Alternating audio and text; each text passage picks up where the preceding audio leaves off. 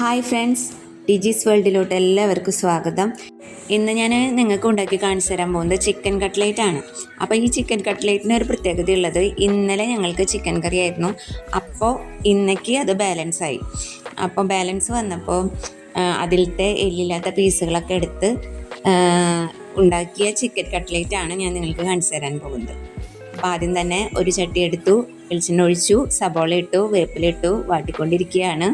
അപ്പം അതിലോട്ട് നമ്മൾ നമ്മുടെ പച്ചമുളകും വെളുത്തുള്ളിയും ഇഞ്ചിയും ചതച്ചത് ഇട്ട് കൊടുത്തു. മിക്സ് ചെയ്യുക, വഴറ്റുക.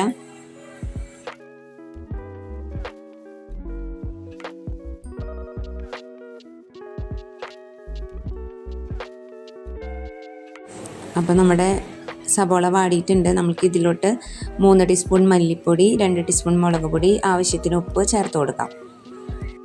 ഇവിടെ എൻ്റെ വീട്ടിൽ എൻ്റെ അമ്മ ചെയ്യുന്ന പരിപാടിയാണ്.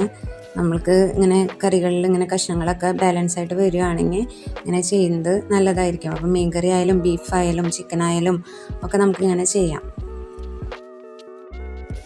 നമ്മുടെ മസാല ഏതാണ്ട് റെഡി ആയിട്ടുണ്ട്. ഇത് നമ്മൾ മറ്റൊരു പാത്രത്തിലേക്ക് മാറ്റുകയാണ്. ഇത് ഇന്നലത്തെ ചിക്കൻ കറിയിൽ നിന്ന് എല്ലില്ലാത്ത കഷ്ണങ്ങൾ എടുത്ത് കഴുകിയിട്ട് മിക്സിയിൽ അടിച്ചതാണ് കേട്ടോ. അത് നമ്മൾ നേരത്തെ മസാല തയ്യാറാക്കി അതേ ചട്ടിയിൽ തന്നെയാണ് കുറച്ച് കോക്കനട്ട് ഓയിൽ ഒഴിക്കുക. അതിലിട്ടിട്ട് ഒന്ന് നമ്മൾ വലിച്ചെടുക്കുകയാണ്. അതിലുള്ള വെള്ളത്തിൻ്റെ അംശമൊക്കെ ഒന്ന് വലിച്ച് കളയാണ്. അപ്പോൾ ഒന്ന് ചൂടാക്കി എടുക്കുക. നല്ലവണ്ണം ഒന്ന് ചൂടാക്കി എടുത്തു കഴിഞ്ഞാൽ അതിലത്തെ വെള്ളമൊക്കെ ഒന്ന് വറ്റി പോക്കോളും.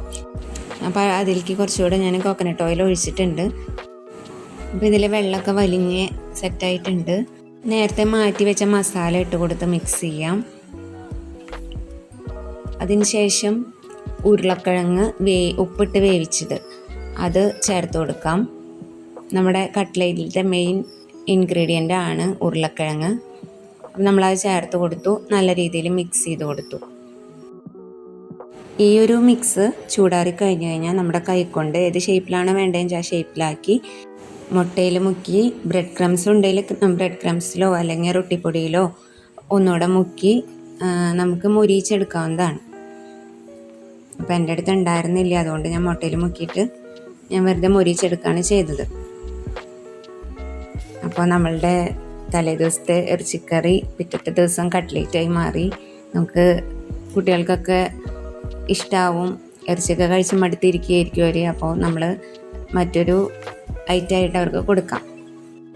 2 സൈഡും മുരിഞ്ഞു കഴിഞ്ഞാൽ നമുക്കത് എണ്ണയിൽ നിന്ന് മാറ്റിയെടുക്കാം. അപ്പോൾ വീഡിയോ ഇഷ്ടപ്പെട്ടെങ്കിൽ എല്ലാവരും ലൈക്ക് ചെയ്യുക, ഷെയർ ചെയ്യുക, കമൻറ്റ് ചെയ്യുക. ബൈ.